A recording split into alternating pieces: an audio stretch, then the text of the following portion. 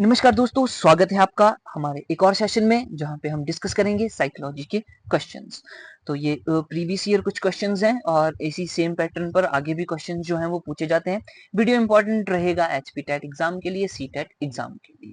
तो देखिएगा, सबसे पहले क्वेश्चन क्या है हमारा। यस, एक विद्यार्थी कहता है कि मुझे एक महान गणितज्ञ बनने के लिए समस्या निराकरण कौशल्य पर प्रभुत्व प्रदान करना चाहिए और उनकी प्राप्ति के लिए कठिन परिश्रम कर रहा हूं। इसमें विद्यार्थी में क्या चीज हो रही है तो वो हमें बताना है। ऑप्शंस आप सभी के सामने है। आंतरिक प्रेरणा है, बाह्य प्रेरणा है, गणितीय प्रेरणा है या फिर उच्च प्रेरणा है। इंग्लिश में भी समझ लेते हैं भाई क्या बोलना चाह रहा है।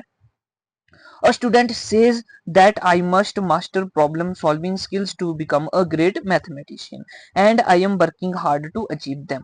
This student has, तो देखिएगा ऑप्शंस क्या क्या हैं हमारे पास। Internal motivation, external motivation, mathematical inspiration and high motivation. तो इसके लिए जो बिल्कुल सही ऑप्शन रहेगा हमारे इस क्वेश्चन के लिए वो रहेगा ऑप्शन नंबर ए, इंटरनल मोटिवेशन, यानी कि अंदर से उसके अंदर मोटिवेशन आ रही है, प्रेरणा आ रही है। ऑलराइट, चलिएगा आगे मूव करते हैं। नेक्स्ट है बुद्धिलब्धि। बुद्धिलब्धि यानी कि आयु की बारे में बात कर रहा है कि सामान्य सीमा क्या है। What is the normal range of IQ. Options है मोर देन 130, 71 टू 80, 90 टू 110 या फिर लेस देन 70। तो इसके लिए जो बिल्कुल सही आंसर रहेगा option number B is correct answer for this question. 90 to 110 की हम बात करते हैं। नेक्स्ट देखिएगा, नेक्स्ट क्वेश्चन है एक छात्र गणित के प्रश्न हल करने में बहुत परिश्रम कर रहा है। उसके पिता ने उसे अच्छे अंक लाने पर मोटरसाइकिल देने का वादा किया है। इसका अर्थ है, तो देखो एक बच्चा है, स्टूडेंट, वो बहुत ही मेहनत कर रहा है मैथमेटिक्स में और उसके पिता ने बोला है कि अगर उसके अच्छे अंक आएंगे, अच्छे मार्क्स आएंगे तो उसको क्या मिलेगी भाई, एक मोटरसाइकिल मिलेगी। तो बोला कि ये इसका अर्थ क्या है, ये किस प्रकार की प्रेरणा है। तो सीधी सी बात हो जाएगी एक्सटर्नल यानी कि बाह्य की बात करेंगे। उसके पिता उसको मोटिवेट कर रहे हैं भाई अच्छे मार्क्स लाएगा तो साइकिल दी जाएगी। Option number B will be the correct option for this question. Now we move to next question.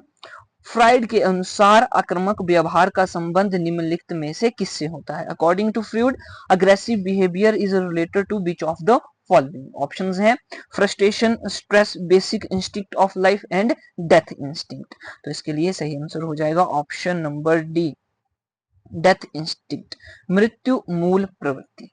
Alright, आगे देखेंगे नेक्स्ट क्वेश्चन। निम्नलिखित में से शब्दों को ना पहचान पाना किस प्रकार की अधिगम अक्षमता है। ऑप्शंस इंग्लिश में भी देख लेते हैं पहले। Not being able to recognize words is which type of learning disability. Option देखो डिसलेक्सिया, डिसग्राफिया, डिसकैलकुलिया या फिर नन ऑफ दीज। तो इसके लिए जो बिल्कुल सही आंसर हो जाएगा option number one, dyslexia. Dyslexia शब्दों को ना पहचान पाना डिसलेक्सिया कहलाता है भाई। नेक्स्ट क्वेश्चन देखिएगा, CCE है। What does CCE stands for? Option आप सभी के सामने हैं तो इसके लिए बहुत ही सिंपल सा आंसर हो जाएगा भाई, continuous and comprehensive evaluation. Option number C will be the correct option for this question. Continuous, सतत एवं व्यापक मूल्यांकन। नेक्स्ट क्वेश्चन देखिएगा, निम्नलिखित में से कौन सा एक प्रयोगात्मक विधि का आवश्यक तत्व है। Which of the following is an essential element of the experimental method. Options आप सभी के सामने हैं। Observation of behaviour, study of behaviour आ जाएगा भाई, मैचिंग ऑफ एक्सपेरिमेंटल ऑब्जेक्ट्स आ जाएगा और आ जाएगा कंट्रोल्ड कंडीशंस। तो इसके लिए बिल्कुल सही आंसर हो जाएगा भाई option number one, observation of behaviour, व्यवहार का प्रेक्षण करना।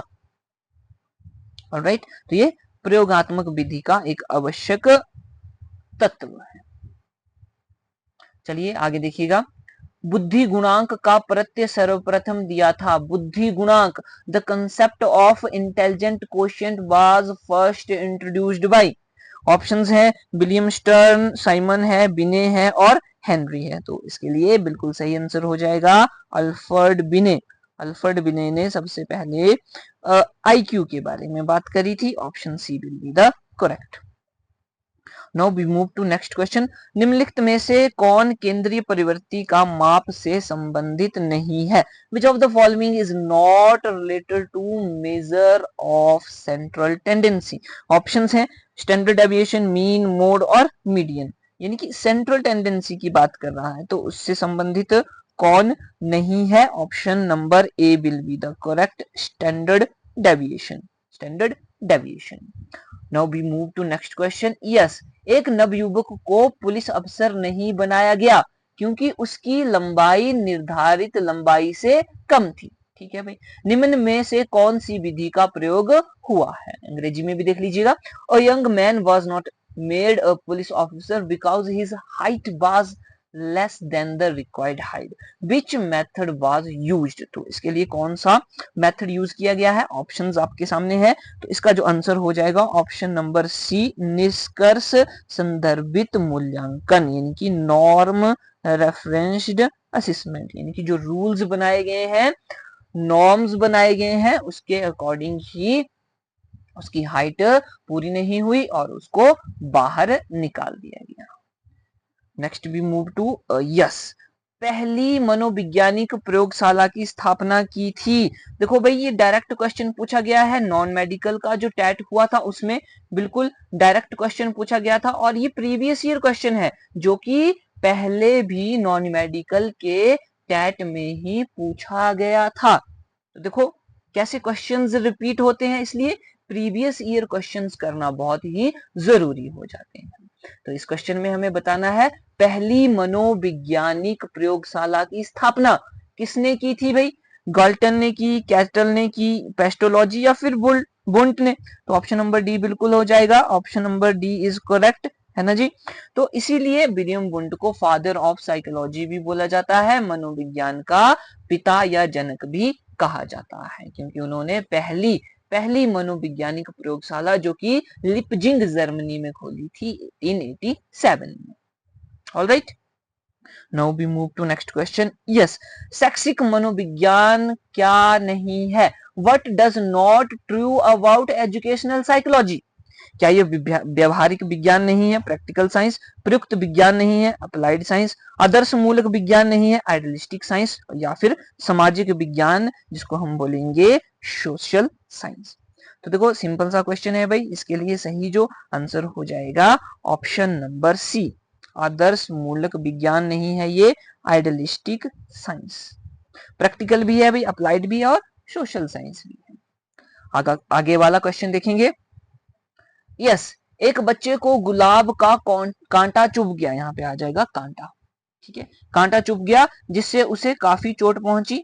आगे चलकर वह लाल पोशाक या किसी भी लाल रंग की चीज को देखकर डरने लगा। यह किसका उदाहरण है? अंग्रेजी में देख लो। A child got pricked by a rose thorn and got hurt badly. Later she started to fear red clothes and any red object. This is an example of, तो एग्जाम्पल्स ऑप्शंस आप सभी के सामने है और इसके लिए सही हो जाएगा स्टिमुलेशन जर्नलाइजेशन। स्टिमुलस जर्नलाइजेशन क्या हुआ भाई? उसको कांटा चुभा, कांटा चुभने से उसको चोट पहुंची और उसके मन में ये डर बैठ गया कि ये जो लाल कलर की कोई भी चीज होती है उससे क्या होता है, चोट पहुंचती है। तो ये उद्दीपक सामान्यकरण यानी कि स्टिमुलस जर्नलाइजेशन का एक उदाहरण रहेगा। आगे वाला क्वेश्चन देखिए। बच्चे अपने वातावरण के साथ संबंध बनाते हुए अपनी समझ का विकास कर लेते हैं। Children develop their understanding by making connections with their environment was said bye, किसके द्वारा ये बोला गया था? तो ये गिलफोर्ड है हमारे, एक ऑप्शन में स्किनर है, एक में प्याजे हैं और एक में बर्ड है। तो सही जो आंसर हो जाएगा option number C, that is प्याजे। प्याजे भाई साहब जो हैं उन्होंने ये बात करी थी। Option C will be correct option. Next देखिएगा।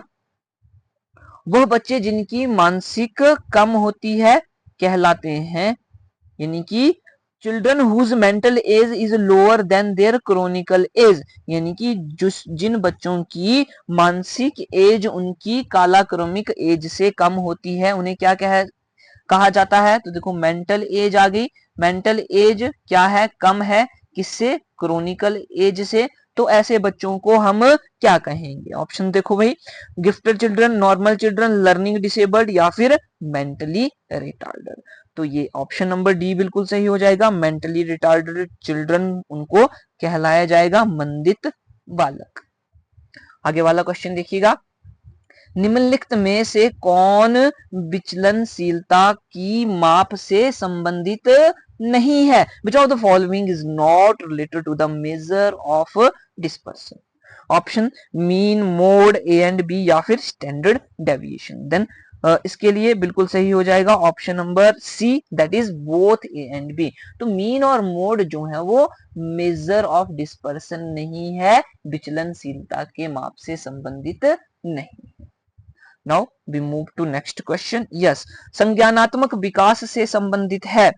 कोग्निटिव डेवलपमेंट से कौन संबंधित है? तो भाई जीन पियाजे, जीन पियाजे, जीन पियाजे, और साथ में ब्रूनर की बात भी करेंगे, उन्होंने भी संज्ञानात्मक विकास के बारे में बात करी है। तो ऑप्शन नंबर सी बिल्कुल सही हो जाएगा भाई। अगर आप ऑप्शन नंबर ए लगाएंगे तो क्वेश्चन गलत हो जाएगा। आगे देखिएगा नेक्स्ट क्वेश्चन। यस, इद, ईगो, सुपर ईगो, इद, ईगो, सुपर ईगो संबंधित है। किससे संबंधित है? पर्सनैलिटी से, एनिमल से, स्नायु तंत्र से यानी कि नर्वस सिस्टम, या फिर नन ऑफ दीज, इनमें से कोई नहीं।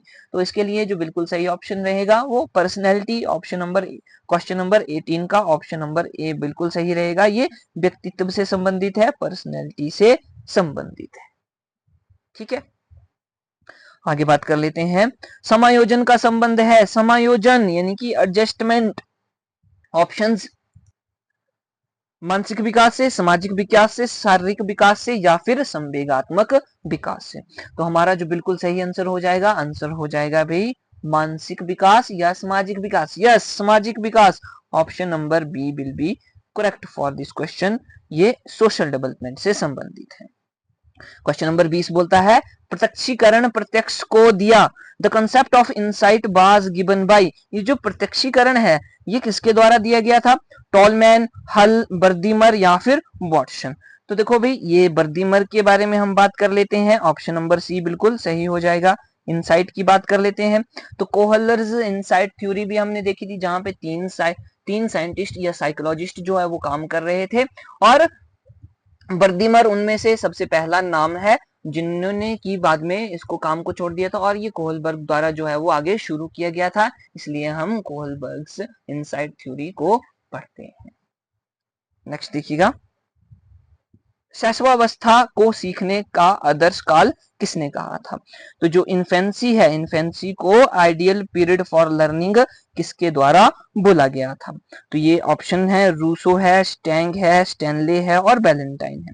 तो इसका आंसर हो जाएगा option number D. Option number D will be the correct answer.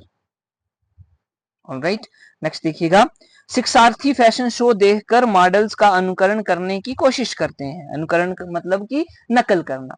इस प्रकार के अनुकरण को क्या कहा जा सकता है? Student tries to imitate models seen in a fashion show, this type of imitation can be called. तो ये प्राथमिक होगी, सेकेंडरी गौण होगी, सामाजिक होगी या सामान्यकरण, जनरलाइजेशन?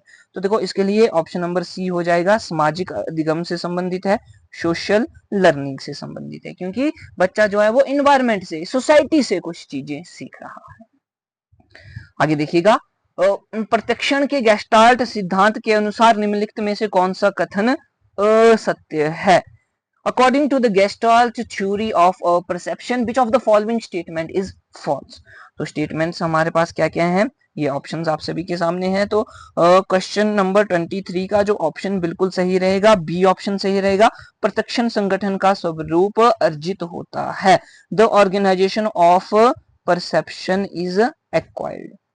नेक्स्ट क्वेश्चन देखिए, क्वेश्चन नंबर 24, प्याजे के अनुसार निम्नलिखित में कौन सा संकेत का उदाहरण है? क्वेश्चन नंबर 24, अकॉर्डिंग टू पियाजे which of the following is an example of sign? Options आप सभी के सामने हैं। ऑप्शन नंबर सी बिल्कुल सही हो जाएगा, a baby calling a pet dog, ये एक साइन को बता रहा है। आगे देखिए, एक बालक की शैक्षिक लब्धि 70 से कम है उस बालक को क्या कहा जा सकता है? A child whose IQ is less than 70 can be called. पिछड़ा बालक, प्रतिभागी, अपराधी बालक या फिर इनमें से कोई नहीं। तो देखो बैकवर्ड चाइल्ड होगा, ये गिफ्टेड होगा, डेलिक्वेंट होगा या नन ऑफ दीज। तो ऑप्शन नंबर ए बिल्कुल सही रहेगा। बैकवर्ड चाइल्ड, उसे क्या बोलेंगे? पिछड़ा बालक कहेंगे अगर उसका IQ कितना है? 70 से कम है। नेक्स्ट क्वेश्चन की ओर मूव करते हैं। खेल विधि के प्रतिपादक who considered proponent of play method. Play way method का प्रतिपादक किसने दिया था भाई? ऑप्शन नंबर ए बिल्कुल सही हो जाएगा, farewell. Option A will be the correct answer. Next देखिए, एक अच्छा शिक्षक संकेतित होता है। A good teacher focused on, किस पे फोकस करता है? तो शिक्षण विधियों पर, बिल्कुल ठीक है। जो विषय पढ़ाना है उस पर भी फोकस करेगा। उसके बाद है छात्रों वो उनके व्यवहार। तो ये ऑप्शन नंबर डी बिल्कुल सही हो जाएगा। सारी की सारी बातें बिल्कुल ठीक है। आगे देखिएगा, क्वेश्चन नंबर 28 की बात करते हैं। मूल्यांकन में सम्मिलित होता है। मूल्यांकन में इवेल्युएशन इंक्लूड्स क्या क्या? क्या qualitative assessment, quantitative assessment, both A and B या फिर नन ऑफ दिस। तो सिंपल सी बात है, दोनों की दोनों हो जाएंगी भाई, गुणात्मक भी और मात्रात्मक भी। Option number C will be correct. We move to next question. Next question will be, साथी समूह से आप क्या समझते हैं? यानी कि पीयर ग्रुप। पीयर ग्रुप क्या होता है भाई? ऑप्शंस, एक व्यवसाय में कार्यरत लोग, इनकी जो बिजनेस है उसमें या फिर ऑफिस में जितने भी लोग हैं कार्य कर रहे हैं उनको हम बोल सकते हैं पीयर ग्रुप। मित्र, मित्रों को पीयर ग्रुप बोल सकते हैं। या फिर पारिवारिक सदस्य एवं संबंधी, या फिर option number D. Option number D बिल्कुल सही हो जाएगा। जो पीपल हैं working in the same profession and friends, उनको हम पीयर ग्रुप बोलेंगे। अगला क्वेश्चन देखिएगा, विशेष आवश्यकता वाले बच्चों को शिक्षा प्रदान की जानी चाहिए। Children with special needs, children with disability की बात हो रही है। उनको कैसी शिक्षा? सामान्य बच्चों के साथ शिक्षा देनी चाहिए, या फिर विशेष शिक्षण विधियों द्वारा विशेष विद्यालयों में शिक्षा देनी चाहिए, या विशेष अध्यापकों द्वारा विशेष विद्यालय में। तो इसके लिए क्वेश्चन नंबर ए बिल्कुल सही हो जाएगा। उनको सामान्य बच्चों के साथ शिक्षा देनी चाहिए ताकि वह कुछ स्पेशल फील ना करें या फिर खुद को कम ना आंकें। ऑलराइट, तो ये वाला option number A will be correct for this question. Yes, these were the questions of this session, and I hope it will help you a lot for your upcoming exam, that is your stream HP TET Medical and HP TET Arts. तो इसी प्रकार की videos के लिए जुड़े रहें हमारे साथ, शेयर जरूर करें हमारी वीडियो को, चैनल को सब्सक्राइब करें। मिलते हैं नेक्स्ट वीडियो में। जय हिंद।